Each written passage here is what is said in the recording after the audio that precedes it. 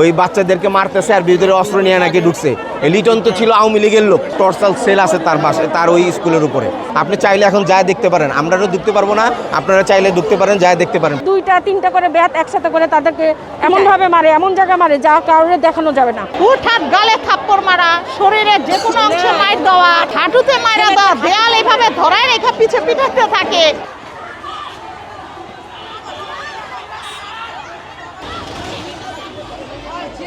ওই বাচ্চাদেরকে মারতেছে আর ভিতরে অস্ত্র নিয়ে নাকি ঢুকছে।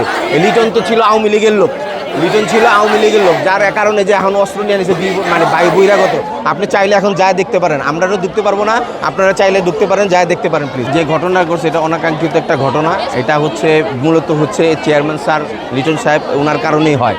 আর প্রত্যেকটা স্টুডেন্ট, এই স্কুলে যতটা স্টুডেন্ট আছে, ছোট থেকে নিয়ে আপ টু 11 পর্যন্ত যত স্টুডেন্ট আছে, প্রত্যেকেরই সে কঠোর নিরাপত্তার মধ্যে রাখে, ঠিক আছে, কিন্তু এমন কঠোর দেয় যা মানসিক টর্চার করে দিল।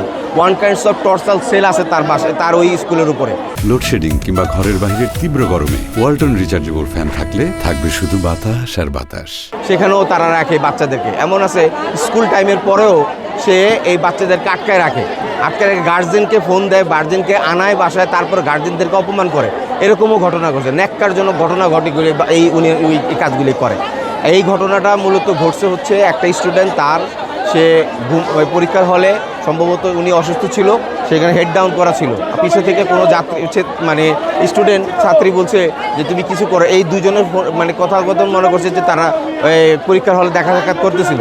সেই কারণে তারা এই টিচার এবং এই আপনার দায়িত্বরত টিচার ছিল এবং ওই গার্জেনকে ডাকাইছে। ডাকায় গার্জেনের সামনে তার অকথ্য জঘন্য ভাষায়, তারা এই বিভিন্ন জঘন্য ভাষায় তারা এই মহিলা মানে টিচার এবং এই লিটন সাহেব তারা অপমান করছে।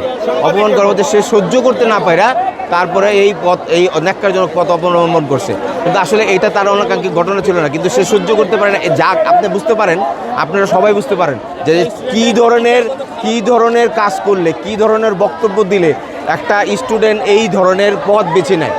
আসলে এটা পথ বেছে নেওয়ার কারণ হচ্ছে তার এই কারণ।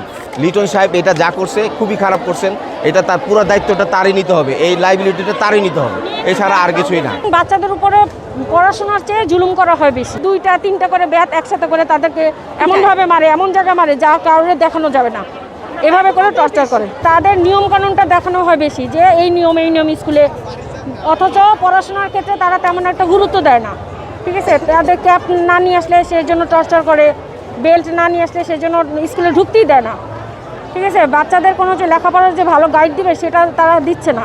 দেখা গেলো চুল নিয়ে কথা বলে, ছোট ছোট চুল থাকলো, তারপর বলে কেটে নিয়ে আসো। এটা তো কোনো নিয়মের ভিতর নেই। তার মানে সে গার্জেনদের মানুষের সামনে অপমান করতে দ্বিধাবোধ করে না, স্টুডেন্টদেরও টর্চার করতে, ছেলে হোক মেয়ে হোক, যেই হোক না কেন তাদেরও টর্চার করতে দ্বিধাবোধ করে না। স্টুডেন্টটা অসুস্থ ছিল, তো পরীক্ষার হলে সে অসুস্থ হয়েছে, হয়তো বা মানে লেখাটা লিখতে দেরি হয়েছে বা কিছু একটা হয়েছে, পুরো বিস্তারিত এত শুনতে পারিনি। যতটুকু শুনতে পারলাম যে ওই নিচু করে বসেছিল, হ্যাঁ মাথাটা হেড করে বসেছিল, এর জন্য তাকে অপমান করা হয়েছে। সেন্ট্রাল মাইকে ডাক দিছে চেয়ারম্যান স্যার, তারপরে তার গার্জেনদের ডাকা হয়েছে, ডাকা হওয়ার পরে তার গার্জেনকে অপমান করা হয়েছে।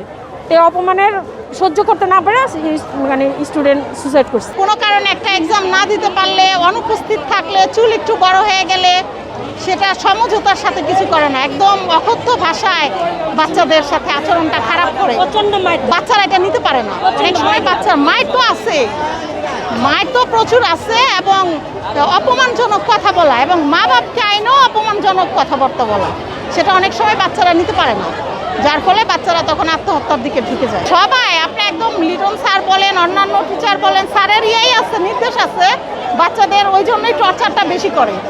হুটহাট গালে থাপ্পড় মারা, শরীরের যে কোনো অংশে মাইর দেওয়া, হাঁটুতে মারা দেওয়া, দেয়াল এইভাবে ধরায় রেখে পিছে পিটাতে থাকে, এগুলো মানে আপনার বলার ভাষা নাই।